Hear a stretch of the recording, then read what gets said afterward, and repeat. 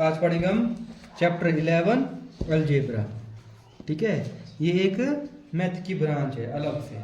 हमने ज्योमेट्री के बारे में पढ़े ज्योमेट्रिकल शेप्स पढ़ी, वो भी एक ब्रांच है। ठीक है, उससे पहले हमने नंबरों के बारे में स्टडी किया। ठीक है, उसको अरिथमेटिक बोलते हैं। अब पढ़ेंगे हम अलजेब्रा के बारे में। अलजेब्रा में पढ़ेंगे हम लेटर्स के बारे में।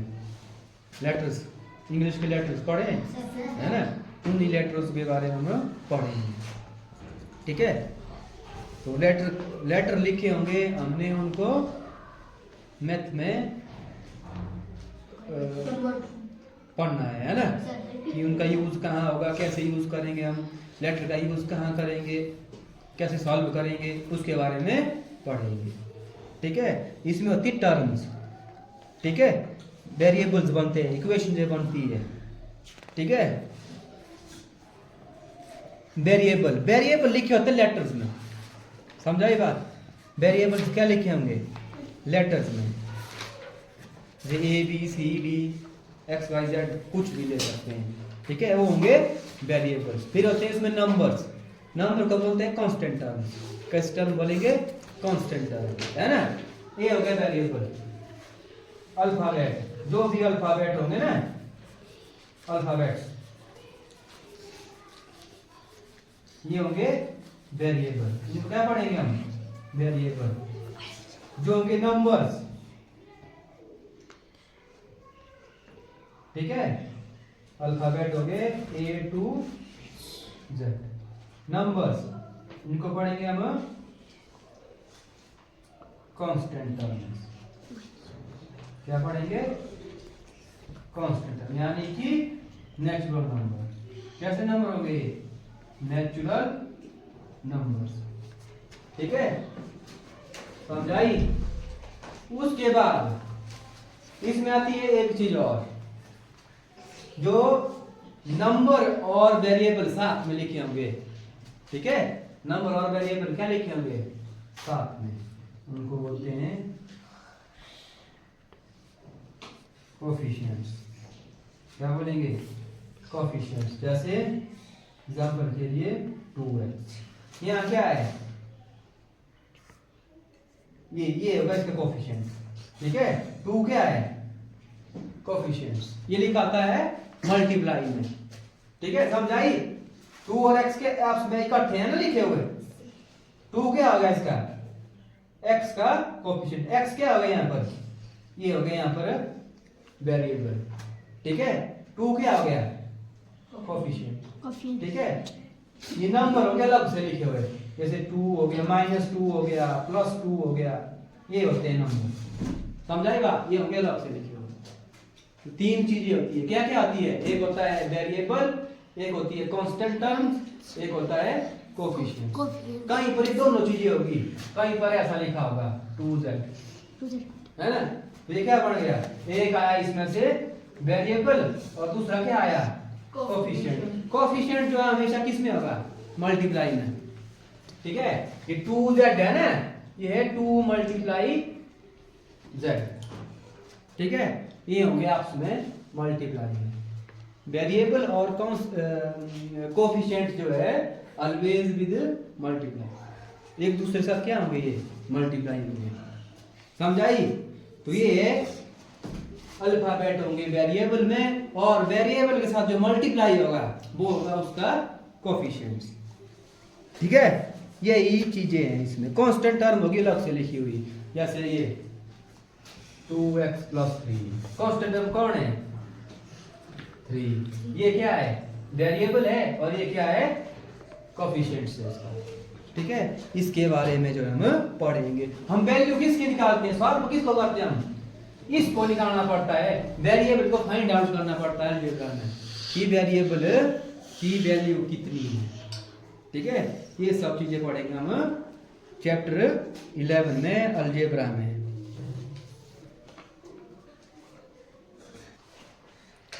Exercise 11.1, question number question number 1 a. Question number 1 में बोला है, find the rule which gives the number of match sticks required to make the following match sticks pattern use a variable to write the rule. हमने जो है rule बताना है और उस रूल को लिखने के लिए हमने वेरिएबल का यूज करना है। ठीक है, वेरिएबल किस में आएगा? अल्फाबेट। है ना, ए टू जेड कोई भी लिखो, ए टू जेड कोई भी। ठीक है। हाँ, इसका पहले पहले बोला है a pattern of letter T as, ये से बनाया हुआ है। ठीक है, ये माचिस की तीलियां हैं। ठीक है, ऐसे जैसे समझाई? यस सर जी। ये माचिस की तीलियां हैं। हमने जो है इसमें बताना है कि इसमें रूल कौन सा लगा, कितनी तीलियां लगी? दो तीलियां। ठीक है, अब रूल लिखना है हमने वेरिएबल में। ठीक है, हाँ, तो पहले वेरिएबल मान के चलेंगे। लेट वेरिएबल, क्या वेरिएबल लेना? ए से जेड तक कोई भी लो। क्या लेना? ए टू जेड कोई भी लो। क्या लेना? ए टू जेड कोई। हाँ जी, ए से लेकर जेड तक कोई वेरिएबल लो। G D X P, T तो पहले से ही है, फिर कंफ्यूज हो जाएगा। एक्स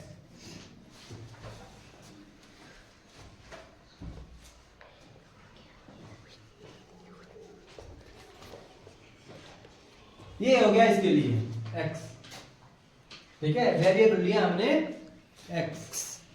कितनी तीलियां हैं? दो। तो रूल क्या हुआ इसमें? 2x। ठीक है, एक टी को बनाने के लिए कितनी तीलियां लगी? 2x। है ना, अब हमको पता नहीं है कि x कितना है। ठीक है, ये जस्ट नंबर है। ठीक है, 2x। फिर आगे है a pattern of letter z as, अब z बनाया, क्या बनाया? z बनाया, ऐसे तीलियों से बनाया इसको भी ऐसे, है ना।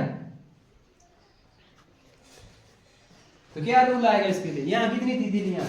1 2। यहाँ कितनी है? 1 2 3। तो क्या लिखेंगे इसके लिए? कोई भी लेना है। 3x, है ना। पहले क्या लेना है? एक वेरिएबल लो, है ना सर। हाँ, फिर पैटर्न बनाना है हमने। ठीक है, फिर है आगे सी। सी में कितने हैं? यू है, लेटर यू। सी में कितना रूल आएगा? फिर ऐसे है, तीलियां बनाई हुई है ऐसे। क्या रूल आएगा? कितनी तीलियां हैं? 1 2 3। तो इसके लिए क्या होगा? 3x लिखो, चाहे 3n लिखो, जो मर्जी लिखो, है ना। हमने वेरिएबल ही लिखना है। ठीक है, इसके बाकी पार्ट लाने खुद करके आओ। यहाँ से आगे D E F G, ये ऐसे ही सेम। ठीक है, अब है क्वेश्चन नंबर 2।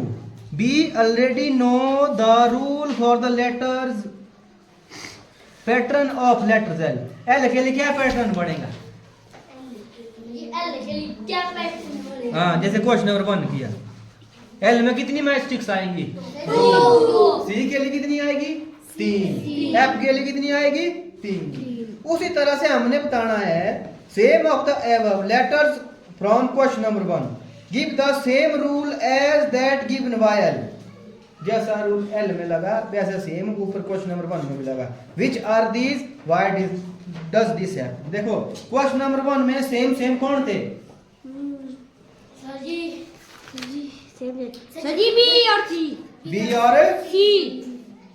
बी और सी। L की तरह कौन है जिसमें 2 लगी हुई हो? हाँ, ए और हाँ, ए और डी है ना। हाँ, ए एंड डी। एक में क्या था? L था, और दूसरे में क्या था? ऐसे। अच्छा, यहाँ T है ना, ऐसे V था। ये क्यों हुआ? क्योंकि यहाँ पर जो है same number of match sticks. क्यों हुआ ये?